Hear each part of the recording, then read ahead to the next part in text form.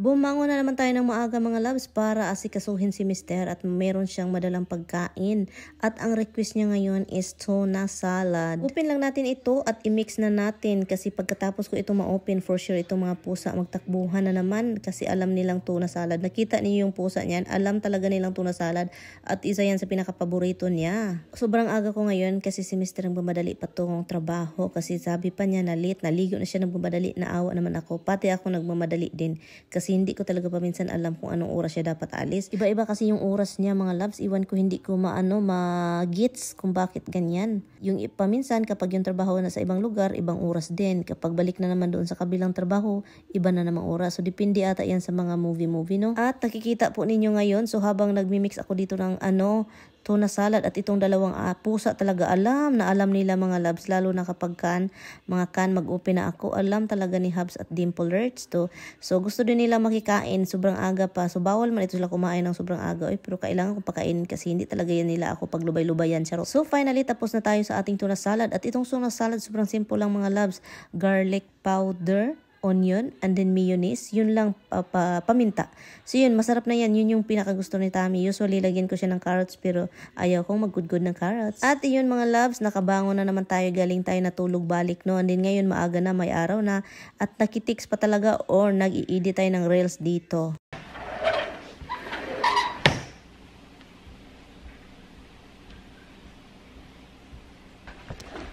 Lumago talaga siya, no? At saka nag-yellow na din siya dahil hindi ko agad kinuha. So, ang gagawin ko is ilagay ko muna sila dito sa loob ng bahay. Diyan, ilagay ko sila dito. And then, pag okay na yung temperature nila kasi yung lupa is maginaw yung lupa dahil sobrang ginaw ngayon sa labas at pahangin.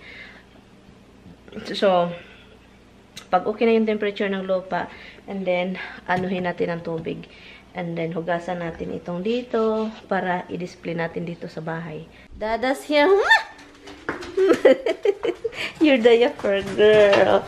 Diaper girl. My diaper girl. Let me open the thing for Dada.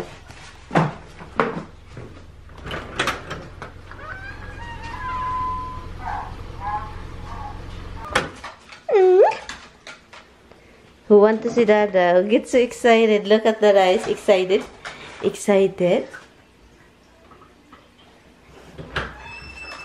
Hi! How are you? Hello! Hello! You're in the phone? Oh, come on. Oh, they're excited. Look at this eyes. Look at this eyes. Excited to see you. Dito na si Mr. Christmas, hon. What do you think, honey? Christmas tree is out. Too early. Too early? No, there's I don't want to look about Christmas. Too early. It's just the light is just nice. Han, the way you hug me, there's no sweetness. I'm like, I go into the bathroom. So you know when I walk in, the first thing I gotta do. Can you take, or do you want me to take off your shoes? Come on.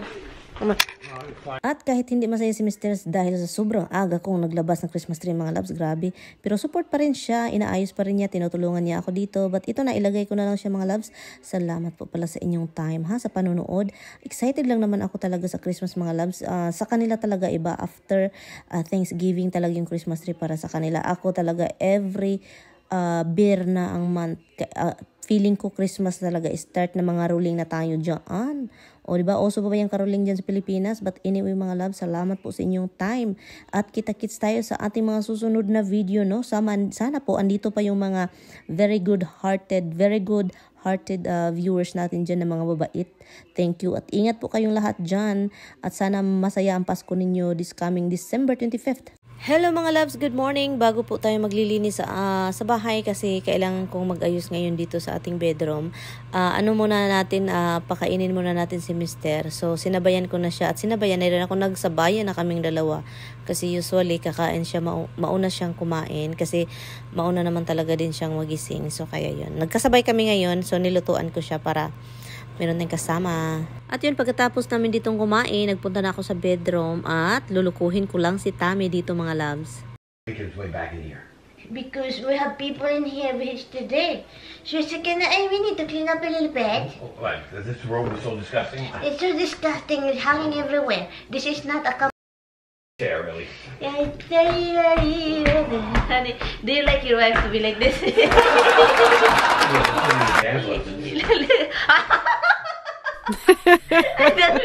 that means my dance is not good. Honey! My dancing sucks, so that'd be ridiculous.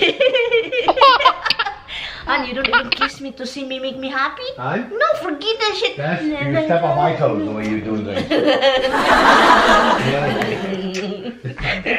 Honey, it's dancing. It's the best thing. It's our dialect dancing. Hindi po masama, maging luka-luka paminsan. So, continue lang po tayo sa ating gawaing bahay. So, itong mga ginagawa ko mga loves, itong mga tawil natin sa kusina, ayusin ko lang dito mga loves kasi ang dami-dami po. Feeling ko dito, kailangan ko na talaga maligo kasi parang mabaho na ako. Tara, magpunta na tayo doon sa ating shower para maligo at fresh na fresh ulit tayo, no? Ako mga loves, kapag maligo ako, ang dami kong tawil magagamit talaga. Kailangan kong 3 tawil or 2. Ako lang ba yung parang ayaw maligo kapag maginaw na panahon? Kasi talagang ang ginaw-ginaw kapag maligo, kapag maginaw na panahon, iwan ko na, kahit nagagamit kami ng hot water, parang ang ginaw-ginaw pa rin. So yun, tapos na tayong maligo. Maglagay lang tayo ng ating mga moisturizer kasi itong ating mukha, mag-dry para siyang hollow block. Kinaumagahan na po ito mga loves. So umaga na naman, no? So ngayon, nagluto na naman tayo ng itlog. Hatching na naman itong asawa ko. Ano kaya kapag yung hatching na lang ni Tami yung inyong maririnig sa voice over natin? So yun, hatching na naman itong asawa ko. But anyway, so ito lang yung mga pinagagawa namin sa buhay mga loves. Itong si Mister, pinakain ko na naman ng itlog, o diba? And then pinakain naman, hatching na naman. At pinakain ko na din yung ating mga aso't alaga. So ito lang yung kaganap-ganap namin mga loves. So this in a row, no? So boring yung buhay ko, pero ito na talaga yung buhay natin. But anyway mga loves, so ngayong araw, ay pasensya na kayo talaga sa asawa ko mga loves, grabe na naman ito, nag-allergy na naman ito, or may allergy kasi yan sa pusa, pero hindi niya malit-go yung pusa mga loves. But anyway, so meron na naman kumatok dito, 2 babae, at ito lang yung masasabi ko hindi po, ay, sa tingin ko hindi po sila delikado talaga. I think Jehovah's Witnesses po ito sila. Pero, like what Tami said, I won't open to anybody anymore. Lalo na ngayon sa panahon, kasi delikado daw. As in, 3 beses akong pinagsabihan ni Mister na lalo na ngayon talaga sa mga pangyayaring ito ngayon. Hindi daw ako pwedeng mag-open ng kahit sino, o babae man yan o malalaki. So, umalis na po sila mga loves, no? So, pinabayaan ko lang. Nasa bathroom din pala ako this time na kumatok sila. At then, umalis sila. Nakikita ninyo yung sakyanan dyan. Umalis sila sa aming driveway. Thank you mga loves. Hatching pa rin yung ating asawa. Salamat po sa inyong panonood and kita-kits next time.